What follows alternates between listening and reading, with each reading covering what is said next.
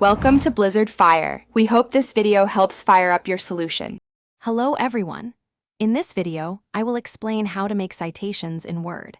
We'll cover the essential steps to properly credit your sources and avoid plagiarism. You'll learn to add new sources, insert them into your text, and automatically generate a bibliography. This process ensures academic integrity and makes your research look professional. We'll explore the user-friendly features within Microsoft Word that simplify this crucial task, making it straightforward for any document. To begin, open your document in Microsoft Word and locate the References tab on the ribbon. This is your central hub for all citation-related tasks.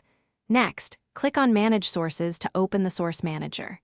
Here, you'll see a list of all sources you've used. To add a new one, simply click the New button and fill in the details for your book, article, or website. It's a straightforward process. Once your sources are added, inserting them into your text is simple. Position your cursor exactly where you want the citation to appear, typically at the end of a sentence or paragraph. Then, go back to the References tab and click Insert Citation. A drop-down list will appear, showing all the sources you've entered. Just select the appropriate one, and Word will automatically insert the citation in your chosen style, like APA or MLA. Finally, to create your bibliography or works cited page, scroll to the very end of your document.